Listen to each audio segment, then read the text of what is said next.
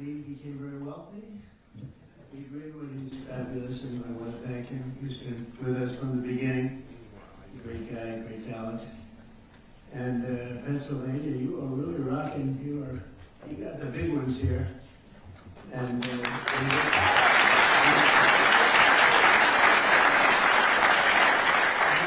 I'm in a world where I'm shaking hands with all celebrity business people mostly, but they're biggest names in business, and they're all spending money in our country, but they're all spending money in Pennsylvania. So I just want to say thank you. But this is a hot place. We would say it's a hot commonwealth. Never call it a state, you're in deep trouble. I've seen people's political careers end over that. Just go to Commonwealth. A lot of people don't remember that. But I think it's great to see what's going on and to see the kind of genius that I'm surrounded by.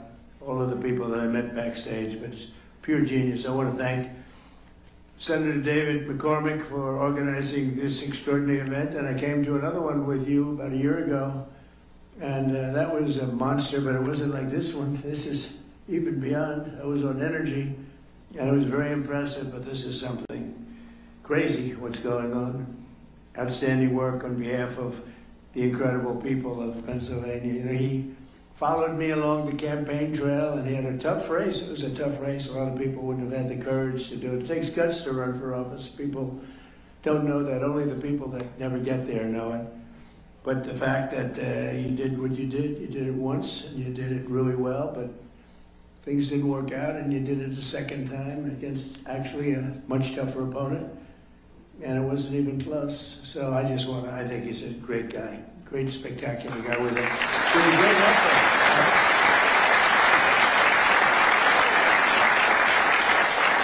But we're here today to celebrate a colossal victory for this Commonwealth and for the entire nation. This afternoon, we're announcing nearly $10 billion of new investments in our defense industrial base right here in the great Commonwealth of Pennsylvania. And these investments will create more than 4,000 jobs. Pennsylvania workers will build the ships, submarines, trucks, weapons, and industries that will ensure America remains the strongest and most powerful nation in the history of the world. We're doing better now than we've ever done. We have $19.2 trillion. We used to go million, then we went billion, now we're into the trillions. But there's never been anything like it. The country is as hot as it's ever been, and we're doing really well with Iran. The Islamic Republic of Iran is not happy right now. Should have been done 47 years ago. Should have been done at least during the 47-year period. And it wasn't. Other presidents didn't do what was right. They should have done it a long time ago. It would have been much easier. And they want to settle so badly. They don't like what we're doing. And they do want to settle. We'll find out whether or not we settle with them or we just finish it off. But I want to thank Secretary of War Pete Hegseth. He's been amazing. Pete, thank you very much for your job.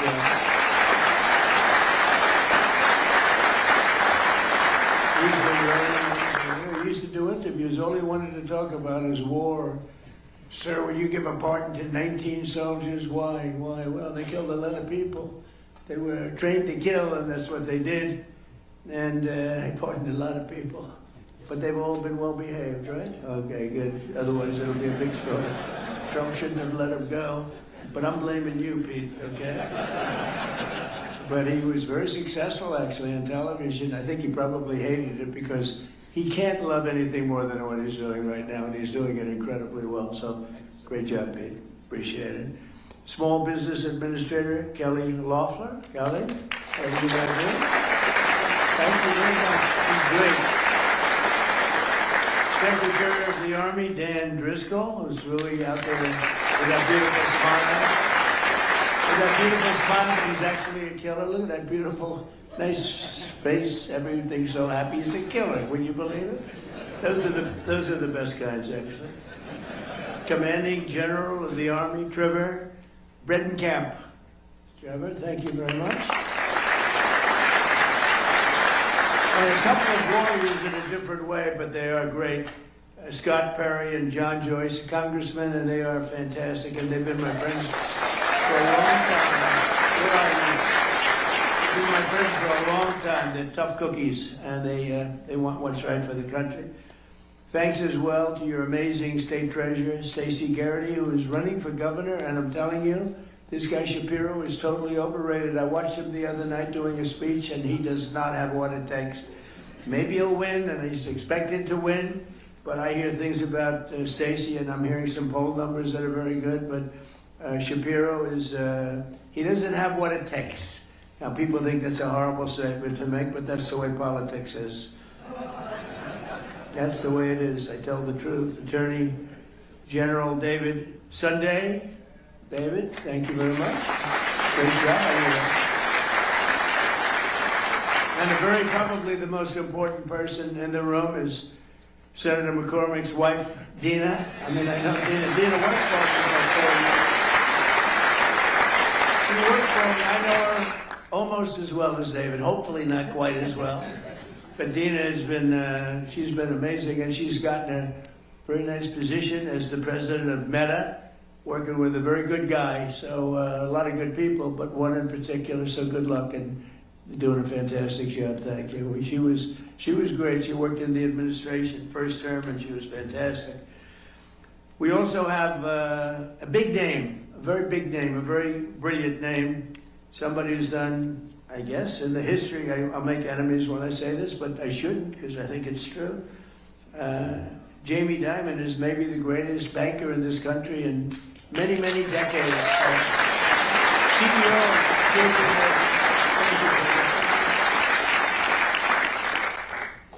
the president of General Dynamics, Danny Deep, and you know, they make the greatest submarine in the world. They just have to make them faster. Danny, will you please make them faster? That's true with all of the munitions people, actually. Faster, we need a little more speed. We have the best quality in the world, but we need a little more speed. The president of Hanwha Defense USA, Michael Coulter. Thank you, Michael. Thank you. The president and total boss of Boeing, that's Kelly Ortberg, who's a terrific guy. I think he just gave me the award for being the salesman he started of the year. I said, that's not the year. Then he said, what about the decade? Nope, much more than that. So it's the salesman in the history of Boeing. I have sold more Boeing planes, over 1,000. And nobody comes close. You know what I got for that? Nothing. I get nothing. Now, if I was in the private sector, I'd say I want a piece of the company for that, right? But Kelly, you've done a great job. You're bringing it really back, and you're up to 44 planes now. Or 44. They're producing the planes at a very rapid rate, and Kelly has done a tremendous job. President of Northrop Grumman, Kathy Warden, they showed us a plane that I like a lot. President of Lockheed Martin, Jim Takelett. Jim, thank you very much. Thank you, Jim. Good job you're doing. President and COO of Blackstone, a friend of mine from the real estate wars. He was a brilliant guy. I always said, this guy's always there first. What's with him? John Gray. He's a real estate genius, and other geniuses. Now real estate leaders don't even have to participate, he said, but you've done a great job, and say hello to you-know-who. He's a tremendous guy. He's been a big help. Steve has been a big help. Co-chairman of TWG Global, Thomas Tull. Thank you, Thomas. CEO of Divergent Technologies, Lucas Zinger. I just saw some of their technology. It's amazing. I saw some of those things backstage. You don't want to talk about them. They're pretty amazing. CEO of EQT, Toby Rice. Thank you.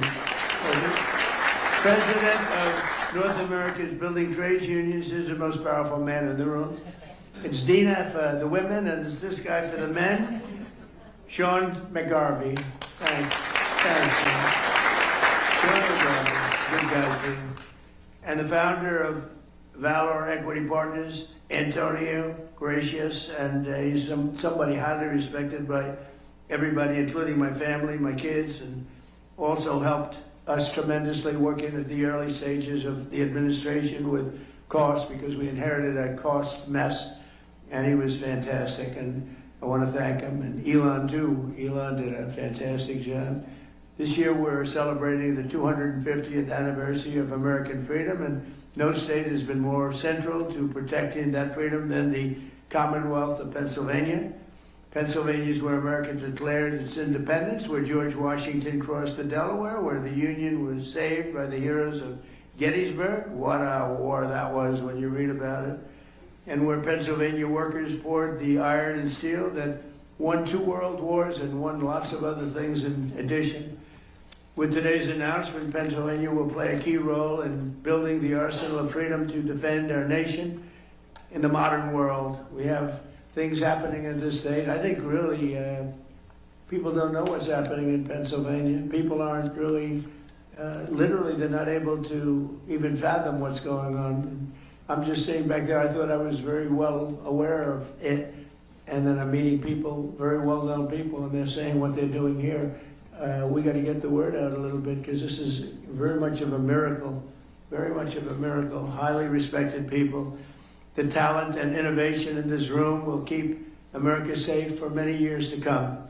They are very advanced, the most advanced equipment anywhere in the world. Under the Trump administration, we've invested a record $1 trillion in the United States military, and next year, I'm proud to say, and Pete, we have to get moving on this, $1.5 trillion we're going up to. We need it. It's all made in the USA, so it's not, as shown, it's not fully a cost. You know, it's cost. We got to take something, but it's called jobs, and when you think of it that way. But 1.5, I built the military in my first term, and I used it in my second term, and as you know, Venezuela was actually 48 minutes, but let's call it 1 day.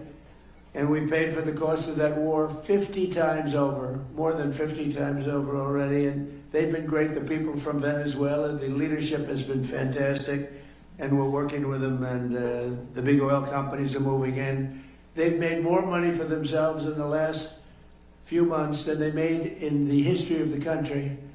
And it's just it's being properly run. They have oil, they have so much oil. You find the oil there, Pete, you just look down on the ground and you say, oh, that's oil, just drill it.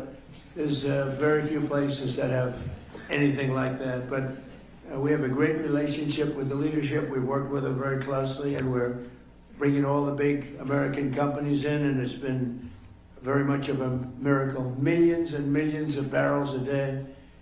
The spirit of our armed forces is the highest it's ever been, with every branch setting records for recruitment. And I will tell you, during the campaign, when I was running against Kamala, she had no clue, but Joe had no clue either. That's why they got him out of there. I had to run against 2 people. Everyone else runs against 1 person. You do well. Joe wasn't doing too well. He was down like 28 points. So they said, let's replace him. That's like replacing a fighter. You're doing great against the guy. I said, let's put somebody else in. Fortunately, she wasn't much better than he was. And somebody said she's leading in the polls. That's not possible. But if she is, that's fine. You got to go out, you got to win. But what's happened with the election, this was an amazing election. Think of it, we won every swing state. We won the popular vote by a lot. We won 82%, 87% of the counties in America. That's a big one. We won the Electoral College. We won everything. But all 7 swing states, the big thing was, could anybody ever win all 7? We won all 7 swing states, and we won them by a lot. So it was a great, great achievement. But when it came to joining the military, we had vacancies, empties. We had a situation that actually it was remedied largely, Pete, I think on November 5th when we won. It was even before we took office, it was remedied to a certain extent. And when we took office, so now we have overflow crowds trying to get into the military, and that includes our policemen, our firemen, anybody with a uniform on. They were very ashamed of our country, and now they're very proud of our country. And we're setting recruitment records like we've never had before. In fact, it's a great time if you want to expand the military a little bit. It wouldn't be bad, because we have unbelievable talented, in good shape, in unbelievably good shape. You know, we had something pass in the United States Supreme Court. It was called merit, and nobody thought that was going to happen. I didn't think it was going to happen, actually. We're trying to get it. And everything now in our country, again, is based on merit. Getting into colleges is based on merit.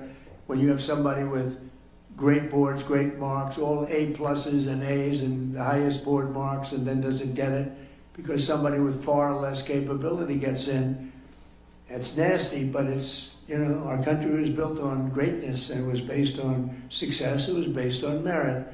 And now we have that, and that includes the military. And the people that we have in this military, you can send most of them to Hollywood, and they could become like movie stars.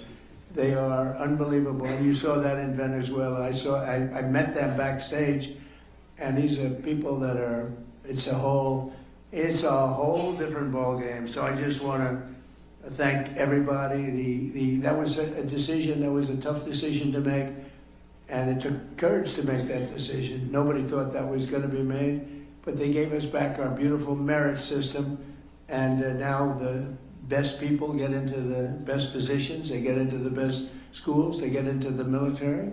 We actually have strong people going into the military now as opposed to people that aren't strong or that shouldn't be there. And it's like, I call it central casting. Washington, D.C., we're using the military in there, and our crime rate's down 92%, and it's gone from an unsafe city to one of the safest cities, the capital, one of the safest cities anywhere in the country. Restaurants are booming. The restaurants were all closing. People were afraid to go to a restaurant. We took out over 5,000 criminals. We got them out of here. We got them, sent them back to their country. Many of them came through the Biden open borders, which was insanity. We got them out of this country, and we did a real job in Washington, D.C., and I will say Memphis is a similar kind of a thing. A little bit, we started it a little bit later, but they're down in crime 78%, and New Orleans, Louisiana, the governor called me up, Jeff Landry, great guy, he called me and he said, we have a problem. We have the Mardi Gras coming up, and this place is loaded up with crime.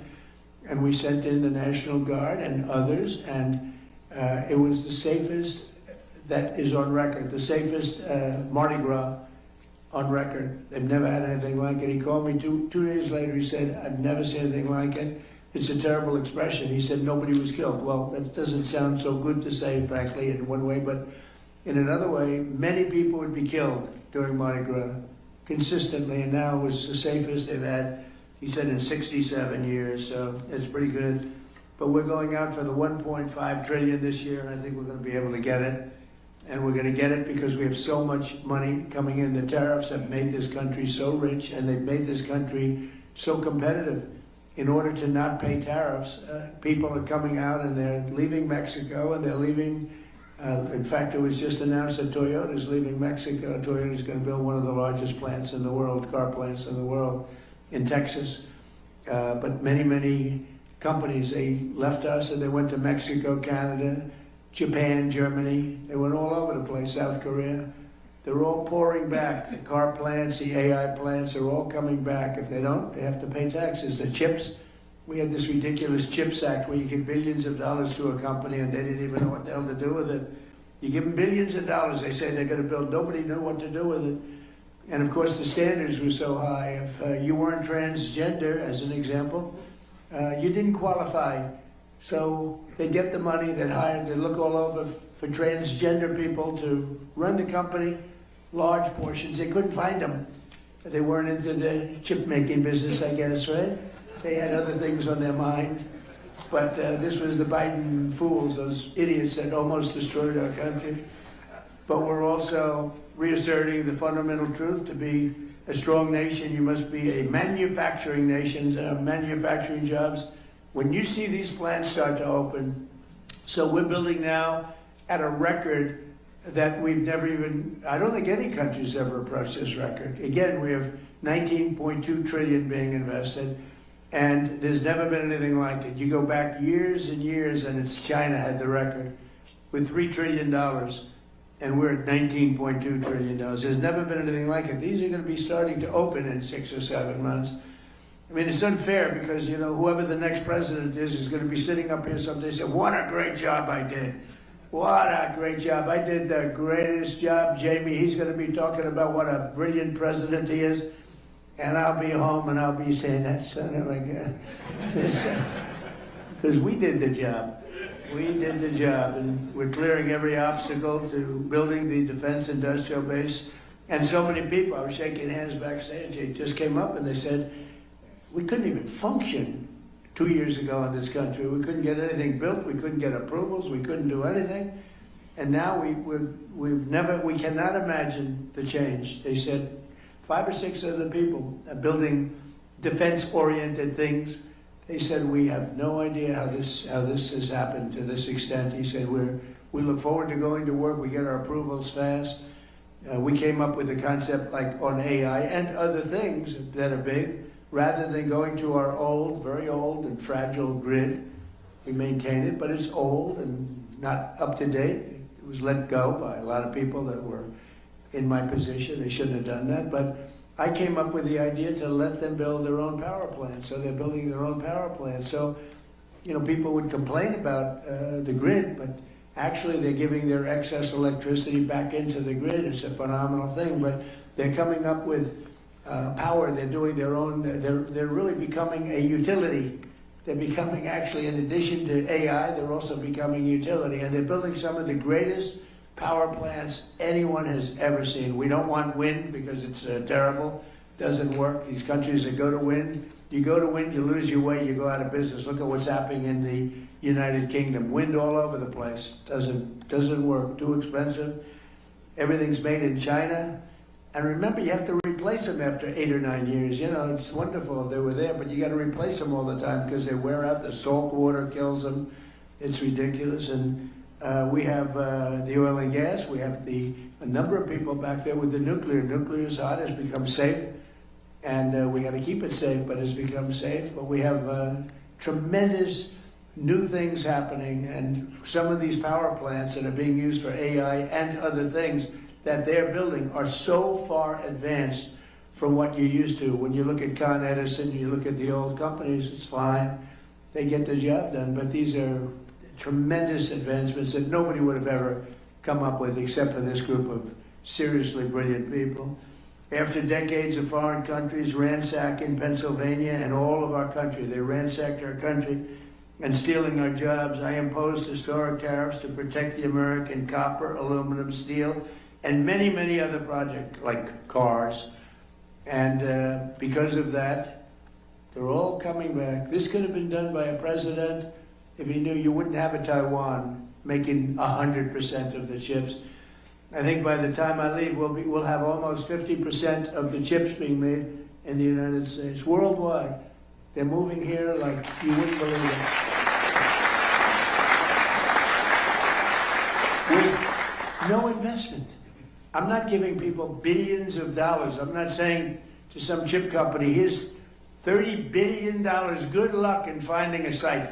That's what this stupid CHIPS Act was. Hundreds of billions of dollars just wasted. Half of the people never even used the money. I didn't give them 10 cents. I said, you're going to pay nothing for a year. After that, you're going to pay 10%. After that, you're going to pay 25%. Gives you 2.5 years to build your factory. If you don't build it by that time, you pay 200%, meaning you're sending chips in. You have a 200% tariff. They're building like crazy. And the biggest chip company in the world is building, and they just announced that they're expanding by another $200 billion. They're spending most of their money in Arizona, a great place to invest. But they're spending an extra $200 billion. It's the biggest chip company in the world. But we passed the largest tax cuts in American history. We delivered 100% expensing. That's a big one. I think, we had the greatest economy in the history of our country in my first term. We then got hit with COVID, but even including COVID, we did a great job in COVID. We never got credit for it, but every country was ripped apart by that disaster. We know where it came from. It came from Wuhan, and I said that. But we were all ripped apart, and China got hit very, very hard. It was delayed. They got hit very hard at the end. But it was a terrible thing, but we had the greatest economy in history. And before COVID, nobody had ever seen anything like it. But if you just took those 3 years and look at what we're doing now, we're going to blow them away. I mean, unless some horrible event happens, which is always possible. You always have to at least think about the horrible events. Who would have thought that COVID could have happened? A thing like that could have happened. But we delivered 100% expensing, and that expensing, I think, we write it off in 1 year. I have friends that bought things that, frankly, they didn't need. I have a friend that never flew in a private plane in his life, and he ended up going out buying a very expensive private plane because of expensing. 1 year, And a lot of you're building your plants more importantly than an example like that. You're building your plant and equipment. Jamie can expand his bank right off everything in the first year. And you're doing a nice job. Your building is beautiful, by the way. It's great. You can write that sucker off in 1 year. Can you believe it? Now that stands up there, that steel. I want to know that steel contractor. He did a good job. A great job, actually. But we delivered 100%, and I felt it was very important to do so. And it goes for a 10-year period. So it doesn't just, I actually want to make it for 1 year, because I figured everybody's going to come. 10 years is too long, but we had a couple of senators that really wanted, including a man named Lindsey Graham, who we love. And Lindsey, we pay you respect, because he was some special guy. Lindsey, David, was a big proponent of 10 years instead of 1. In other words, you could use this for 10 years instead of 1. I said, but Lindsey, 10 years is too long. It lets him, it gives him too much time. He said, oh no, we have to do this. I said, no, go ahead, Lindsey. What the hell do you know about business, Lindsey? But he was great. We're gonna miss him, right, David? We're gonna miss that guy. What a way he was.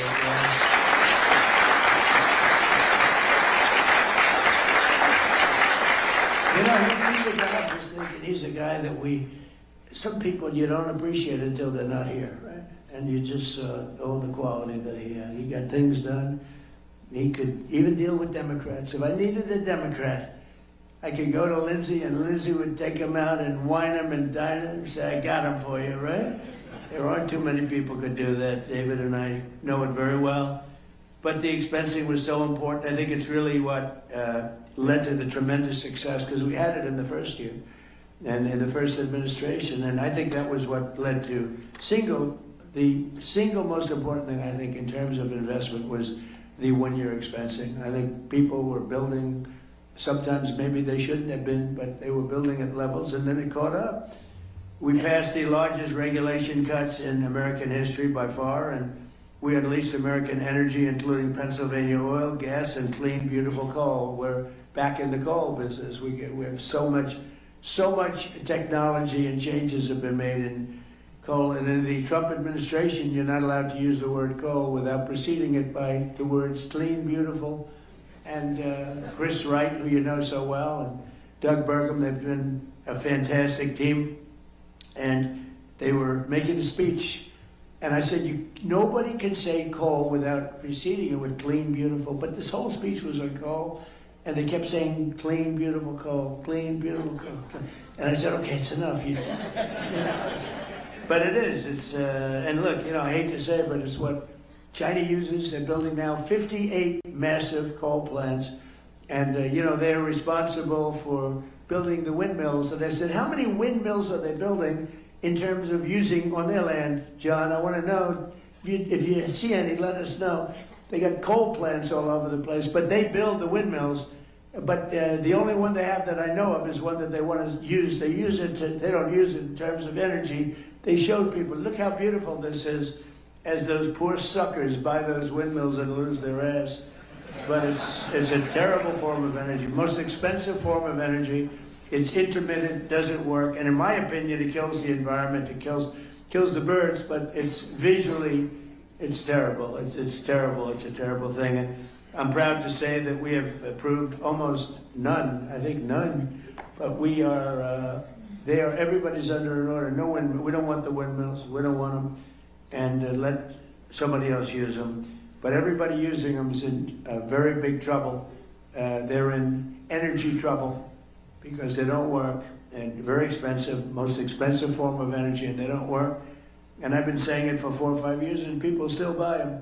Maybe not quite like they used to, but people still buy them. It's crazy. But we unleashed American energy, including the Pennsylvania oil, and the Pennsylvania oil is doing unbelievably well. We saved the great American company, U.S. Steel, and I worked with Selena Zito. I don't know if Selena is here. Selena here. Where's Selena? Where is Selena? I love Selena.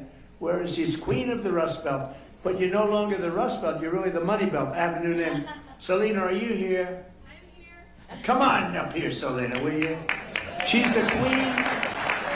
She's the queen of the Rust Belt. Now she's the queen of the money. And be careful. Don't fall down the stairs like Biden. Come on, Selena, get down here. Grab her, everybody. I want to show you a woman that knows what she's doing. You know? She knows what she's doing.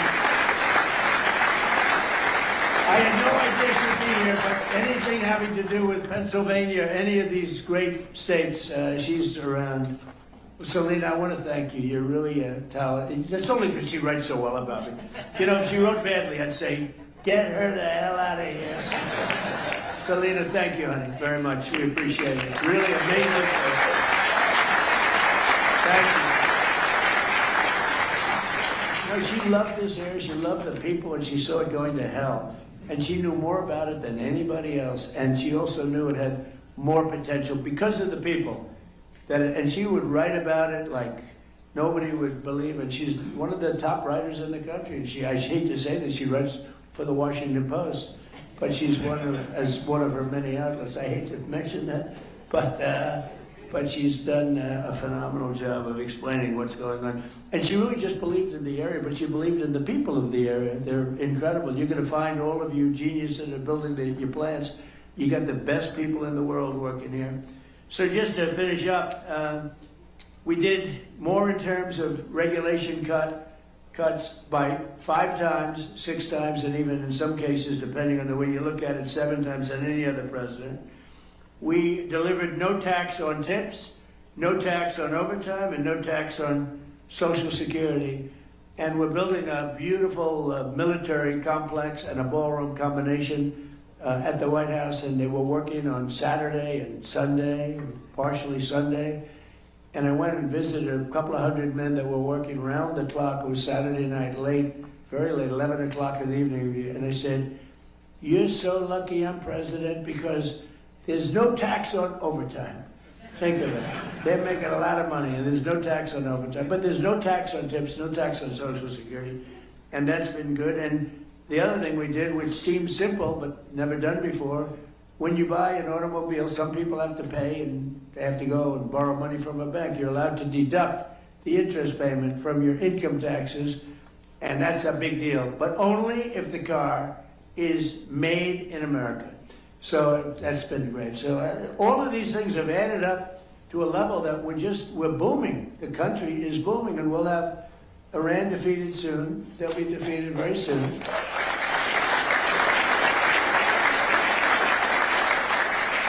And then I guess it'll be even better. But you know, even during this, it's been amazing. I mean, to think. So I call it a military operation, but I call it whatever you want. It's incredible. It's like it hasn't made a dent. A lot of people thought oil would go up to $350 a barrel, and today it's at $79. A couple of days ago, it was at 68.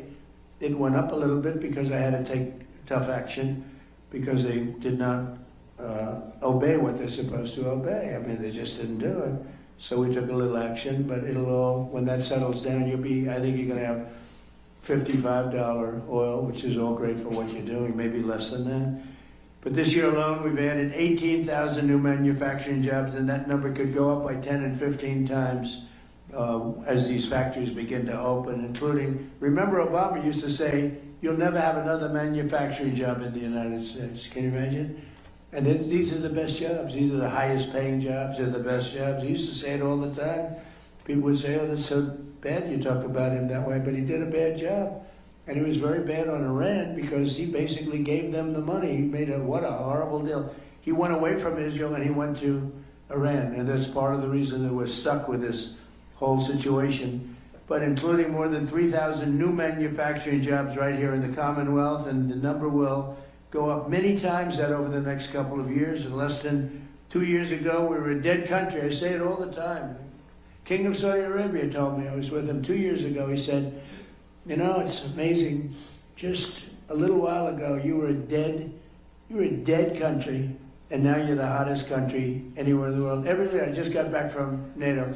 Every leader said the same thing, you're the hottest country anywhere in the world. And they treated me like that. They're not treating me, they're treating me because of the country. We're the hottest country anywhere in the world.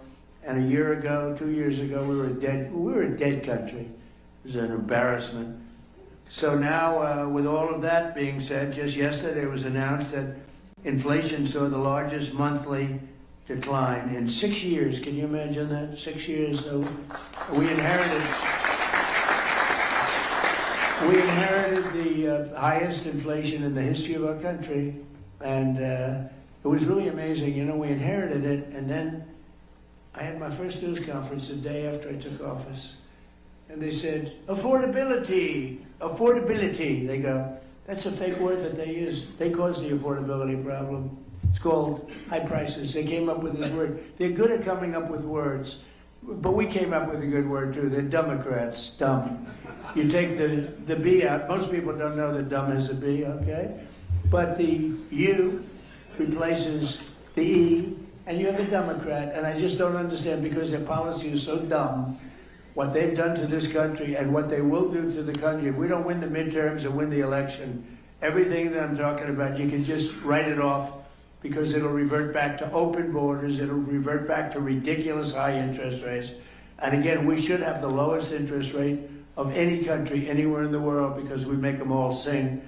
But since I took office, defense investments in Pennsylvania are up by nearly 25% compared to crooked Joe Biden. And today we're adding $10 billion, and I think the number is going to end up being about $19 or $20 billion.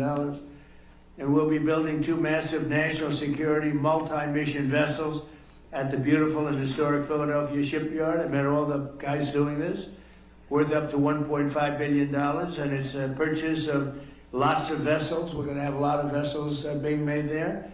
We're also thinking about doing some purchases outside of companies that come here and build. They have to reteach us. You know, we used to make a ship a day, and now we're a laggard in that department. We do lots of great things, but we're a laggard there. And a lot of our shipyards were sold for real estate projects on the water. I bought one, actually. It was quite nicely located, but I didn't know I'd be president. If I knew I'd be president, I wouldn't have done it. I said I'd rather have a shipyard, right? But it worked out okay. You know, they had the best locations. A lot of those locations were sold. And we have to build our Navy, Pete, right? We got to get it going. So we're going to probably look at some of these companies that are coming in from South Korea and other places, and they're working with us on ships. And we're going to also buy some ships that are made outside of the area. And we're going to have we need a lot of ships for our Navy. A lot of ships, despite the fact we have the greatest Navy in the world, but our ships are getting older. And we really got out of that business. We built an aircraft carrier for $19 billion, which is crazy. The price is crazy. It started off I came in, one of the first things I went to see was the Ford aircraft carrier. It was way over budget. And it had things on it that you didn't need, like it had magnets to lift up the elevators with 10 and 12 planes on them. Think of it. It had all sorts of modern day things that were all, instead of using steam for the catapults, they used electric. Let's have an electric catapult. And so when I went to the ship, because I came into office and the ship was way over budget, built in Newport News, unfortunately, it was way over budget. It was going to cost $3 billion. It was up to like 18, 19. It was terrible. And I said, I want to meet the catapulter. And a man came over along with 4 of his assistants. And I said, what's better, electric catapult or steam? He's been there for 25 years. He said, steam is better, sir.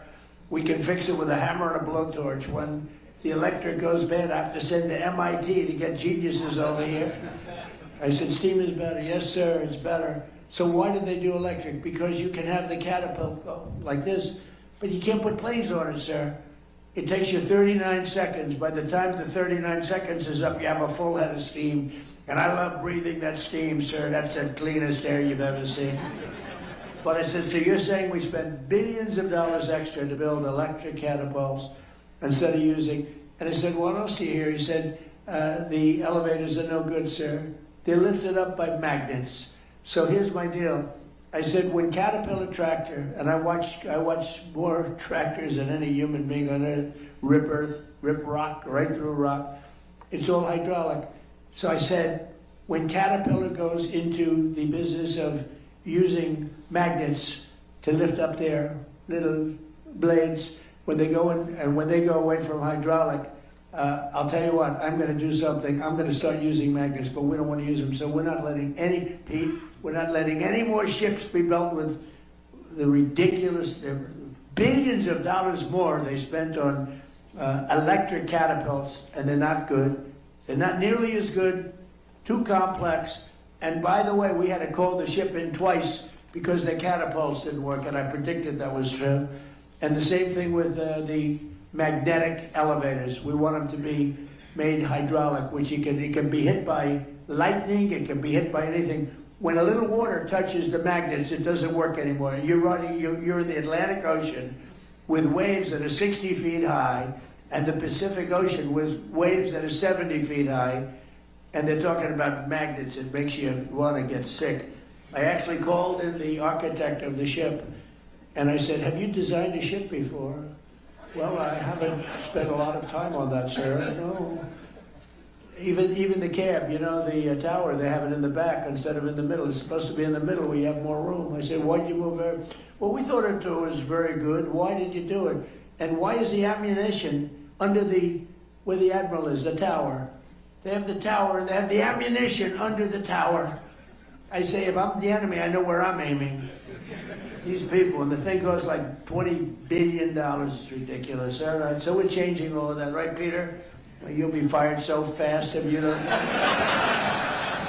No, but a lot of this is common sense stuff, really. I hope I'm not boring anybody, but it's all common sense. This isn't exactly part of my speech, but I got to tell you. I'm getting it all out now, and all the anger I have when I hear about electric catapults that don't work.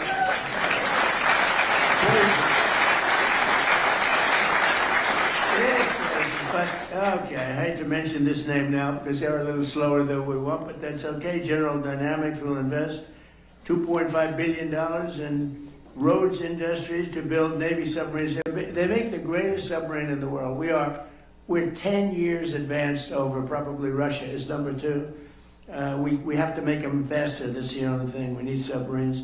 But they make a great product. In all the cases we make, if you look at the Patriot missile, if you look at the Tomahawk, which is the offensive, if you look at all of the things that are better, we have to make them faster. That's the only thing. And Dan, you got to get them going a little bit, right? Yes, sir. We have to make them faster. And Peter and I have meetings with them every month, and they're all building new plant and equipment. Boeing is building it. I see Kelly, a lot of them, 4 of them, and it's very important. So this massive new investment by General Dynamics is going to create right here 1,500 new jobs. The munitions firm Day and Zimmerman in Philadelphia will provide $2.3 billion worth of operations, maintenance, and support to the Hawthorne Army Depot. And EOS in Pittsburgh have just agreed to a multi-million-dollar partnership with the Department of War to build. Oh, we love that name better. We won World War I. We won World War II. Then we decide to go politically correct. Let's go with defense. No, it's war. And I said to Peter, "Pete, don't you like that better?" He said, "It used to be Department of War." And then we got politically correct. And we go in and knock out the Middle East and go home. Everybody said, "Why did we do that? What did we get?" But we did. We had greatness, and that's what we have again. Now we have greatness again. As an example, Venezuela. Where do you have here? When was the last time you heard that you had a war and you paid for it 50 times over? We have wars and we lose money. We have wars, we blow up something and we leave. And everybody said, "What was the purpose of that?" Nobody can answer the question. We don't do that anymore. But EOS in Pittsburgh just agreed to a multi-million-dollar partnership with the Department of War to build energy storage technology in support of our Golden Dome missile defense shield. We're building a Golden Dome over our country, and it's going to be a very effective one. We had 111 missiles shot a few weeks ago by our lovely friends from Iran. They were aimed at the Abraham Lincoln, which is a beautiful aircraft carrier, by the way. The SS Abraham Lincoln, 111 in a short period of time. Out of the 111 missiles shot, 111 missiles were knocked into the sea easily. Think of that.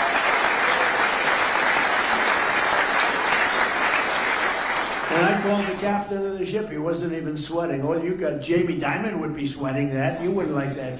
We have a different kind of strength, Jamie, right? We don't have that. But think of it. 111 missiles are coming at you. And he's drinking his coffee, taking it easy. And one after another, we have the greatest people most importantly, but we have the greatest equipment anywhere in the world. There's nothing like it. 5 years ago, 6 years ago, I would imagine you couldn't even think about a thing like that happening. The JWF Industries is expanding its Windber facility and anticipating over $500 million in new contracts to build new vehicles, weapons, and components, and they make great stuff. Voyager Technologies will be investing hundreds of millions of dollars in turning Pittsburgh into an international robotics and space technology hub. And the robotics is so important because, again, we have the most people working right now in the United States than ever before. We need manpower and womanpower. The AI software company Air will be spending $450 million to expand their Pittsburgh office, and Carnegie Robotics in Pittsburgh will have the chance to produce hundreds of millions of dollars worth of autonomous technology for the United States Army and its vehicles. The Firepoint Energy in Tunnelton will be investing at least $170 million in pilot program to convert coal waste into jet fuel, electrical power, and critical minerals. And I hope you're going to do magnets. Somebody out there, I hope you're all brilliant people. Magnets. Do magnets. Okay, I'll tell you how to make money. Do magnets. You're doing a lot of great stuff. Do magnets. Because one thing we don't have, but we're getting close, but do magnets. So I hope John Gray is listening to me so he can give him a couple of bucks and go into the magnet business. I guarantee it's going to be a success. It's one thing we don't, for some reason, it's not complex, not hard. We have the material. For some reason, they just don't, they don't do it. We need magnets. So one of you companies out there, go out, I'll teach you how to make money. Just do it. Companies like Adelon, Kratos, Advanced Cooling Technologies, Sphere Brake Defense, JP Morgan Chase, and Q Intel, among many others, will be expanding their investments all across the Commonwealth of Pennsylvania. In addition, the defense subsidiary of the legendary Pennsylvania company, Mack Trucks. Oh, I met him the other day. Where's Mr. Mack Truck? Where the hell are you? He was great, making a beautiful, thank you very much, making a beautiful truck. He's trying to sell 15,000 of them to us, 15. I said, how many are you looking to sell? Sir, 15,000. I thought he said 15 because it's a big, beautiful truck. I made a speech 2-3 weeks ago, and they had a sample of the truck right behind where I spoke. It made me look very small, sort of like Dukakis, remember? And the deck. I said, get that truck the hell out of here. I immediately thought of Dukakis with the helmet and the massive helmet, the massive tank, and you didn't even see him. That was not good.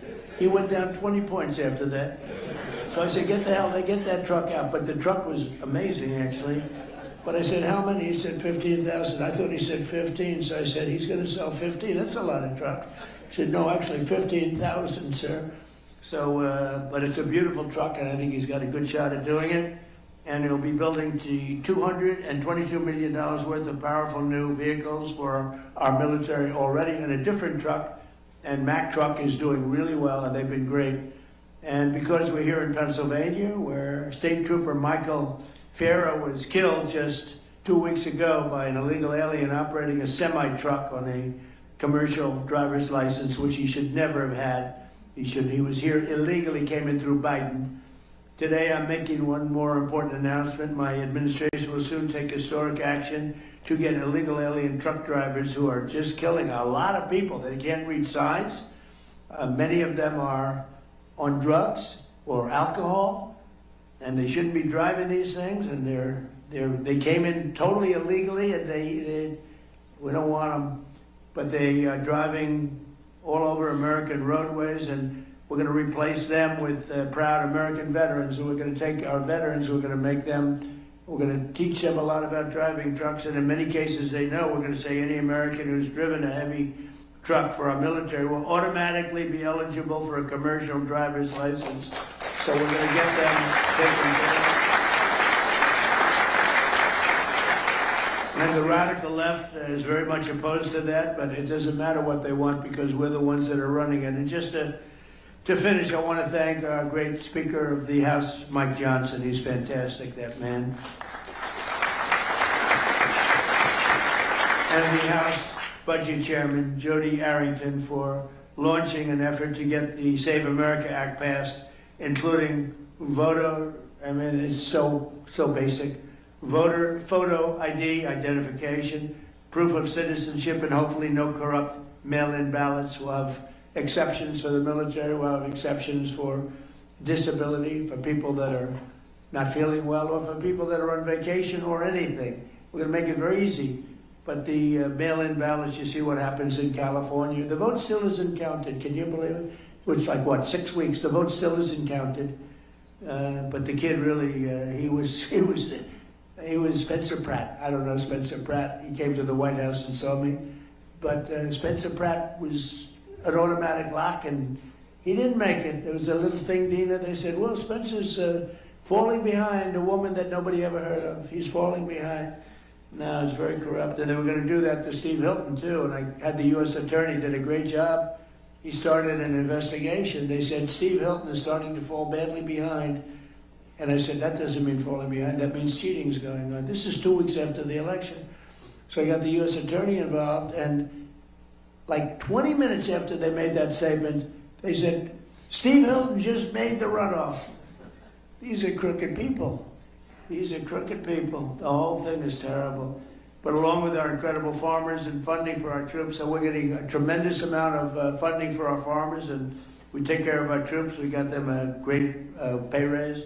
But I support those efforts, and we're cheering them on. And the actions that we've announced today will create thousands of new Pennsylvania jobs, and they'll make our entire nation stronger and more prosperous than ever before. We have the strongest nation that we've ever had. We have the most successful nation that we've ever had. We've never had a thing happen. So many people, the biggest people came, financial people said, sir, I've been in business for 35 years. One gentleman, he looked like a young man, but he said 35 years, so he blew it. But he said, I've been in business for 35 years. I've never seen anything like what's happening right now. I'll bet Jamie would say that. I'll bet John would say that. There's never been a period of time like this. So I want to thank, again, Senator McCormick, once again, for this incredible get-together, but really, much more importantly, for the outstanding work that he's doing as a senator. He's an incredible person. And Pennsylvania has never had a greater warrior in the U.S. Senate than Dave McCormick, and it's an honor to be with you all, and we're going to do things that nobody would believe. If you go back 2 years when we were a failing nation, nobody would believe that we could be doing business and we could be even safety. The lowest murder number since 1900. Think of that. The lowest number since 1900, 125 years ago.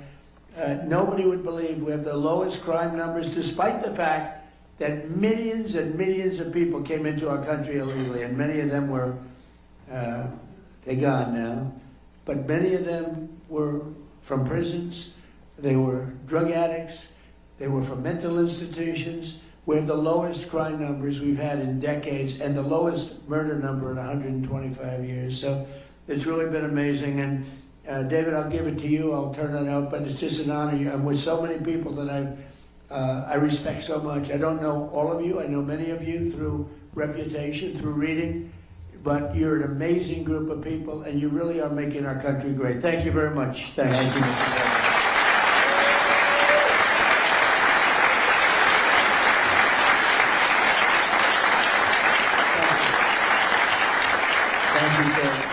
We are so honored to have you here. I know you've got a special love for Pennsylvania, and Pennsylvania has a special love for you. And this is all about your vision of peace through strength. And what's happening here at this summit is really all the people we need in the room, the prime contractors, the energy leaders, the emerging technologies, the leaders in labor, the leaders in finance, all the team that needs to be in place to implement your vision. So if somebody with you, what I'd like to do is turn to the Secretary of War, let him make some remarks, and then draw in some of the business leaders we have here. And I'll say the one little story is when I was on the campaign trail with the president, one time I walked off the stage and he said, you know what I like about you? He said, you don't talk too much. He said, you don't go on and on. There was somebody else there, I won't say who it was, he was going on and on. He goes, keep it short. And so we'll all keep it short. Thank you, Mr. President.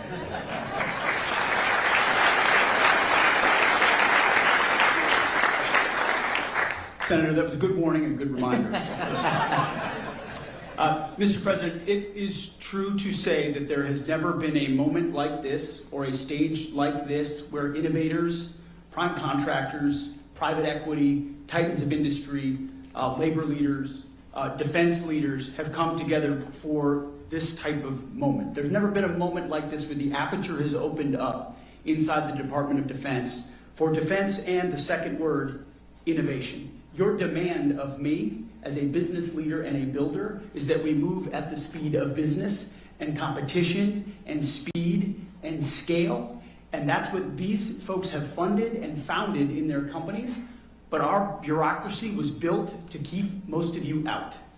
And we've been waging a war of attrition against the Pentagon bureaucracy to open up the aperture and make sure competition and speed and innovation and commercial options have a seat at the table. Not just great prime contractors who've been there for a long time, but many of our great companies that make many of our best systems started to look a lot more like the government than they looked like business. And so what the president does behind the Resolute desk with prime contractors, and you've been at those meetings, and I've been at those meetings, and it's a reminder to all of us that our nation needs the best weapons, not tomorrow, but today.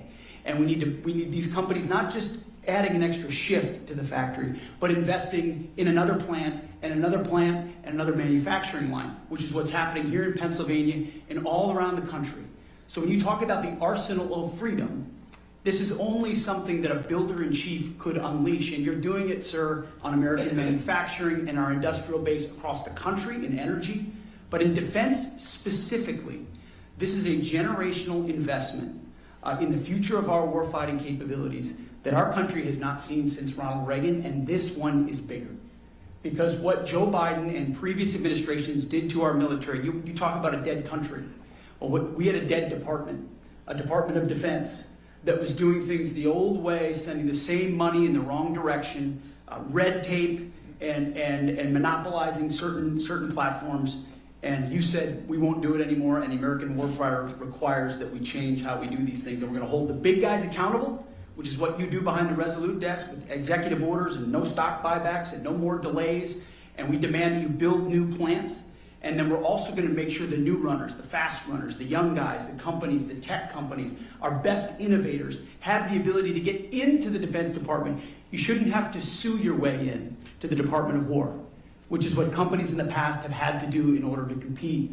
I hope these companies can attest the fact that because of President Trump's leadership, we have an entirely different department.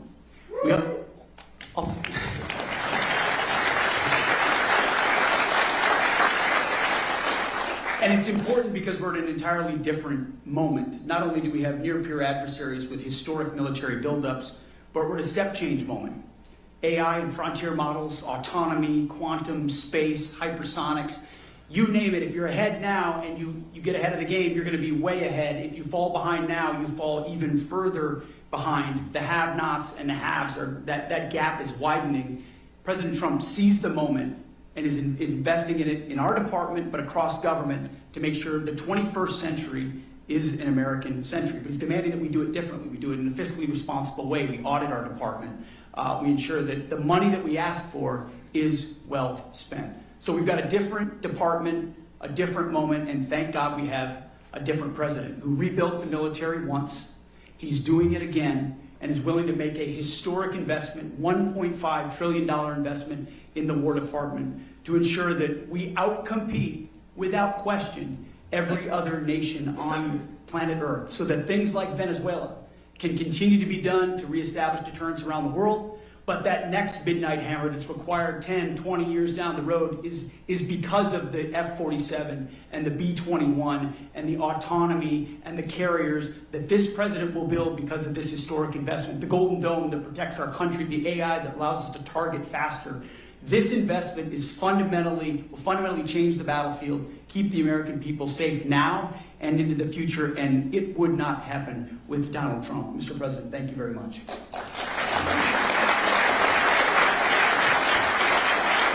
Thank you, Mr. Secretary. Thanks for everything you're doing. You know, last year, it was almost a year to the day, Mr. President, where you were in Pittsburgh for the Energy and Innovation Summit that Dina and I hosted. And one of the biggest announcements on that day was John Gray, from Blackstone, a $25 billion announcement. And so I thought we might start with a year later. Here's where we are. And I think what you're hearing from the business leaders in this room, the people in Pennsylvania, is the amount of investment and the level of activity is on fire. And John's a perfect example of that. So John, if you could just give us a quick update. Sure. It's great to be here in Pennsylvania. President Trump, I want to start by thanking you for the deep commitment to supporting investment in American innovation in infrastructure, AI, and defense. Senator McCormick, I want to commend you once again, and Dina, for hosting a summit here in Pennsylvania focused on the vital national imperatives.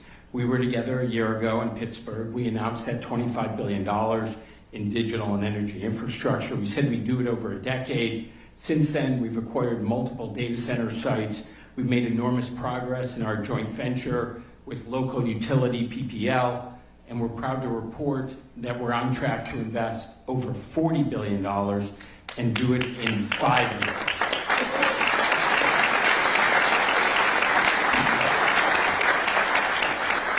50% higher, 50% less time, not bad. These investments will create nearly 20,000 good-paying construction and permanent jobs, deliver meaningful benefits to communities, and help ensure that America stays at the forefront of the AI race. This would not have happened without the conference that you and the President hosted last year. We also got tremendous support from the governor in terms of infrastructure development. Everybody loves to complain that things are not working in the United States. Well, in Pennsylvania, they're working the way the founders intended 250 years ago. So congratulations to all of you. I would also just say last year, we talked about building critical infrastructure to power the innovation economy. Today, we're talking about applying that innovation to our most important priority, protecting our national security. At Blackstone, we're incredibly proud to be all in on both of these objectives. Technology is, as the Secretary noted, fundamentally reshaping the national defense. It's going to require enormous amounts of private capital, not only to invest in the new innovation, but also to scale up production in a capacity-constrained world. And Blackstone is ready to help in a very big way. We've already invested $20 billion in defense and aerospace in the last 5 years. We expect the scale and pace of that investment to increase meaningfully from here. We see national security as a compelling place to deploy capital on behalf of our investors that also supports a core American interest. So thank you, President Trump, Senator McCormick. It is an honor to be here today. Thank you, gentlemen. Sir, you noted this, but one of the strongest voices in corporate America, someone who has spoken out in very similar terms as you have about peace through strength and about the need for America's military and economy to be strong, is Jamie. And Jamie's really taken this on. He's written extensively about it and made this a priority for J.P. Morgan in terms of national defense and resilience. So Jamie, I wanted to just call on you and ask you to describe why you think this is such a priority and how the things we're doing here and the President's agenda is supporting that. So thank you. Mr. President, Mr. Secretary, Senator, there's nothing more important for our country. In fact, don't think it's an exaggeration to say for the whole free and democratic world that America maintain the preeminent military supported directly by the preeminent economy of the world. It's not too soon. We got behind, but God knows this is now, you guys have ignited the American dream, and you've ignited security and resiliency. You've reignited that arsenal of democracy that we have in this country, and it's just critical. There's a microcosm in Philadelphia, obviously in Pennsylvania, Philadelphia. I was at the Philadelphia Navy Yard this morning. There's only a small piece of what we're doing. There's a small piece of what a lot of other people here are doing. That Navy Yard actually built ships in the Revolutionary War, ships in World War I, ships in World War II. It was closed down at one point, but the local government and the federal government have reopened it up. You now have ships that are going to be built there by Hanwha, a Korean company, and Rhodes Industries. They're both adding 400 or 500 jobs. People should remember when they add those jobs, there are another 5,000 jobs to be added to support it. A lot of small vendors, contractors, et cetera. And we're also helping, very importantly, to ignite that American dream part, is to get the kids, whether older, younger, whatever their backgrounds were, trained. And there's a school there, done partially by Hanwha and partially by the government, to train welders. These welders get paid while they're in their apprenticeship. They get health care while they're in apprenticeship. When they graduate, I think after 16 weeks or something like that, they make $80,000 a year. That is the American dream. They go on and buy a house, get married, have a family, etc. And this is one small effort. That's one microcosm. We need to do this around the nation. In fact, to help some of the other nations around the world, friends and allies, do the best they can to rebuild some of their militaries. So my hats are off. I applaud everyone in this room who's helped with this effort. There's nothing more important to leave this world safe for our children. Mr. President, thank you.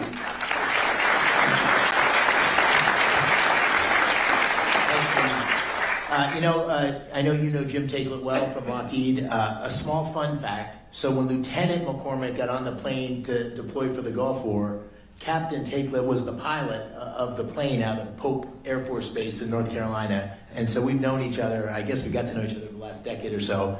But Jim and all the major primes have big operations in Pennsylvania. And Jim, I think you have an announcement even today that I was unaware of until earlier today, which is great news. So please give us a quick update on what you're doing in PA. Definitely, Senator. Remember that thing he said to me about short. First of all, Mr. President, thank you for inspiring all of us to get together at an event like this. Secretary Hegseth, really appreciate your driving the acquisition transformation that is very much needed, as you just described. And Senator, this is an amazing gathering for organizing it. You and Dina, really, we all owe you our thanks, so I appreciate doing that. So I was born and raised on the north side of Pittsburgh. My dad was a Boilermaker. And if I could have welded a straight bead and passed his test, Sean, I'd probably be in Boilermakers Local 154 in Pittsburgh right now. But it worked out that I'm here today with you. And people like my dad from Pennsylvania, the workers that we have in this state, are why we have 5,000 employees here already. And what we're going to announce today is in our Archbald, Pennsylvania plant, where we make missile components for air defense missiles, sir. We're going to add another 700 jobs. We're going to double the size of the plant, invest $60 million, and add 160,000 square feet to that plant, doubling its size.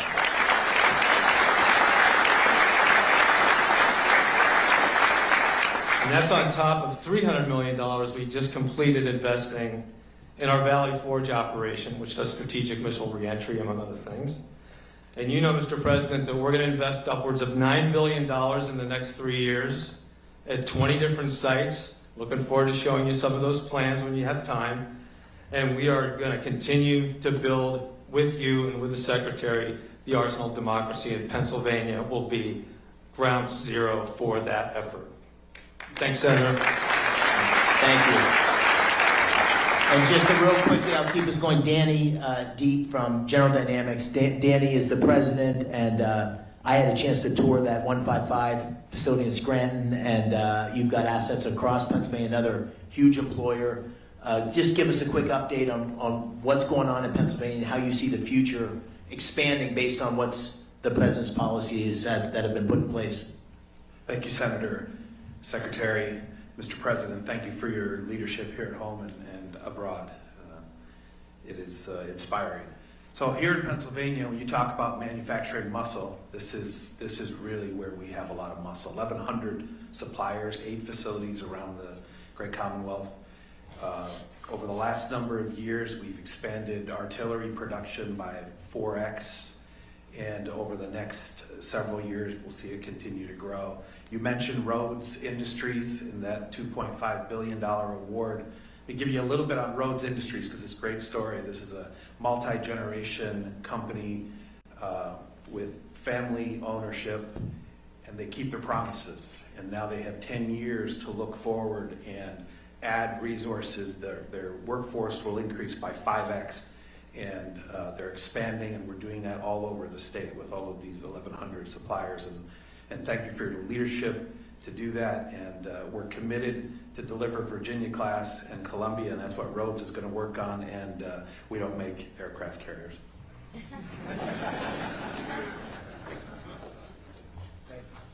Thank you, Dan. You know, your administration has been very active. The Secretary of the Navy, your Transportation Secretary in the Philadelphia shipyard. What is happening there is magical. And we have Michael Calder here as the CEO of that U.S. operation. But it is with Hanwha's oversight and leadership, we are bringing next generation shipbuilding back to the United States, and it's incredibly exciting. Maybe just give us a quick update on that, Michael. Thank you, Senator. President Trump, I want to start by saying thank you to you and your administration for your leadership on revitalizing the defense industrial base and in revitalizing shipbuilding in the United States. Mr. Secretary, I've been in aerospace and defense industry for decades. This is the most business-friendly, industry-friendly administration we have ever seen. The access, the dialogue between the Pentagon and all of my colleagues in industry is like nothing we've ever seen. We greatly appreciate it. Because of that access, the President's leadership, and the demand signal, Mr. President, that you have sent on defense budget, we now have an environment that Senator McCormick has been able to pull together here where we have defense industry leaning forward, we have private sector, private capital leaning forward.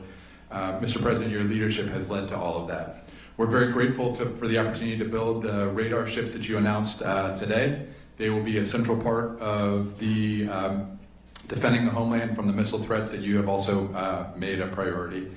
As you mentioned, sir, our shipyard in Korea puts out about one ship a week. We have a plan to bring that capability to Philadelphia.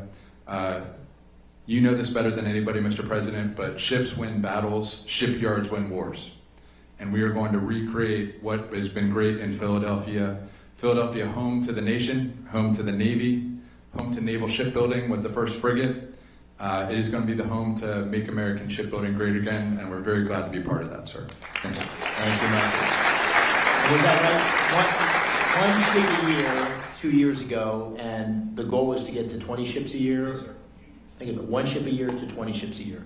That's the path that's happening because of the policies, the emphasis on shipbuilding. We're still not where we need to be, but a huge, huge step forward. You know, this whole summit, also, Mr. President, we have the defense primes here, but we have a lot of emerging technologies. There's 130 booths up here, Pennsylvania companies, AI, drones. It's incredible what we're seeing. And there's all sorts of capital coming into these emerging technologies in the defense tech space. And we have at the table here 2 of the really most successful investors in defense tech. So I'd like to ask them both to comment on that, because our future, as the Secretary said, is not just doubling down on the existing primes, although they play an incredibly important role. It's bringing in new entrants and new technologies and disruptors. And that's what we need for the future. So Antonio Gracias, who you know well, has been extremely successful in this space. Maybe you could give us a thought, Antonio, and then I'll turn to Thomas Toll. Thank you, Dave. I appreciate it very much, and thank you, Dave, for inviting me. Mr. President, it's been extraordinary. I've been working in manufacturing defense tech actually since the mid-90s, and there's never been an environment like this. You're right, Secretary Hegseth, never. We have 5 companies here today, Anduril, Saronic, Hadrian, General Matter. We are literally seeing an environment and change at the DOW that is allowing these companies to accelerate and unleashing American entrepreneurship in the defense area. It's truly extraordinary, and I want to thank you. We need it as a country for revitalization. We also need to defend ourselves. I think about my own children. If they're fighting a war, what they want to have, that's how we decide to invest in, and clearly we want this technology. Thank you. We're very grateful. Thank you, Antonio. Thomas? I live here in Pennsylvania, and the atmosphere that you've created, sir, under your leadership, Secretary Hegseth, Senator McCormick, we've invested billions of dollars in defense tech because we know that we need it. We know that we have to, we live in a dangerous world, and we have to defend that, and we have to be leaders.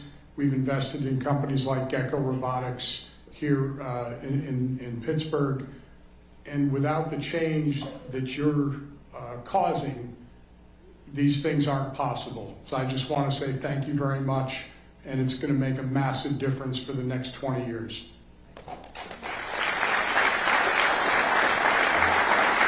You know, Mr. President, one of the things that you talked about constantly on the campaign trail, and that I tried to talk about as well, and that you've been focused on like a laser, is jobs. And what's happening here in Pennsylvania is that If you go to and talk to any manufacturer or any job site, they can't get the skilled workers they need because there's so much new investment and activity going in. So we need to take advantage of this moment and build the workforce. In Pennsylvania, we have an incredibly skilled workforce. As I said earlier, we have 190,000 people that work in the defense industry. We hope that number is going to double over the next 5 or 10 years. But one thing I think we can all agree on is the American dream is going to be pursued and captured by creating these great paying jobs for the next generation of folks. And Sean McGarvey, who has become a friend, I called him during the campaign, and he didn't think you or I was going to win. And we bet a steak dinner, and he ended up losing on that steak dinner, and has been a great ally in terms of what we need to do for our workforce to be successful. So Sean, maybe you could say a few words, what you're seeing and what the workforce of the future needs to look like. Well, thank you, Senator, Mr. Secretary, Mr. President, and the President knows, my business better than I know my business. We've been in the workforce development business when it comes to construction skills for 100 plus years. We have 1,600 training centers across the United States. We spend $3 billion of our own money every year. We don't need any money from anybody in the audience, anybody on the podium, the federal government. We got our own. We have 21,000 instructors. We have 300,000 plus people in our programs right now, registered apprenticeship, and we can ramp that up to 1 million. So we can meet the needs of this industry and the other industries, the tech industry, the power generation industry.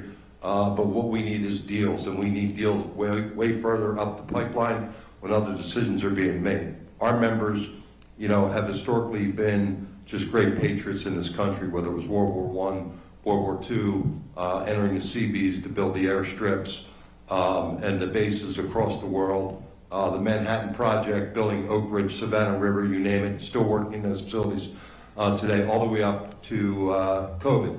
When we had to keep hospitals open, build temporary morgues, it was the members of the building trades that stepped up and did it. So we believe that highly skilled craft workers are a national security issue, and we're prepared to meet any needs necessary right here in Pennsylvania for Senator McCormick or for anybody across this country, and we appreciate the opportunity to do so for our country, Mr. President. Thank you. Thank you, Sean. Thanks for the great support for everything you've done on our workforce. Mr. President, I think I might ask the Secretary, Dan Driscoll, to make a few remarks and maybe close on that. I just want to say this has been an extraordinary event in the Army and the Army War College, which you're here, the 4th president in America's history to visit here since the Revolutionary War, the Carlisle Arsenal, the Army War College, and the Army's been extraordinary. So, Mr. Secretary, first of all, thank you to General Breitenkamp and everybody that made this possible. But maybe give you a word, and I'll close and then turn to the President. Mr. President, Secretary Warheck, your leadership, what it's fundamentally done for the people in my life every day, the American soldier, is you have unleashed them to do what they joined the Army to do, to be ready to fight and win our nation's wars. And we had gotten in their way for the last 30 and 40 years. We had not let all of these entrepreneurs come get in the mud with them and help them change what they could use to fight. And it is because of you, Secretary, and you, Mr. President, that all of the regulatory nonsense has been knocked out of the way. And I think if you talk to any of the soldiers, sir, on your way to the helicopter, what they will tell you is the last 18 months have looked nothing like most of their careers. And that is because all of you on this stage and everyone out in the audience. So thank you so much for being here.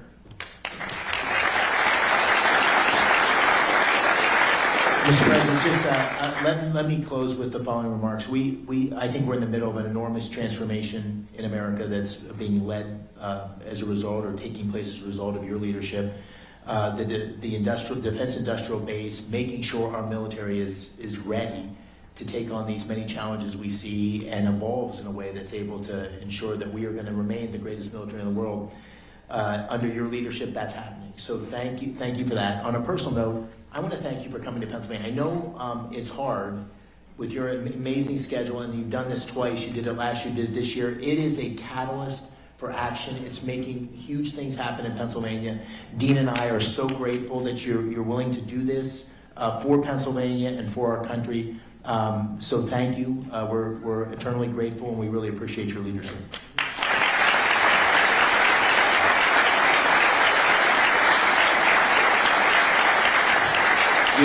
Sir, would you like the final word? Well, I just want to say thank you all very much. This is an honor that I won't forget, and I appreciate your saying I've been here twice, which is pretty much maxed out once a year, but I'll be here again next year for you. Thank you. Thank you. Ladies and gentlemen, the 45th and 47th President of the United States, thank you.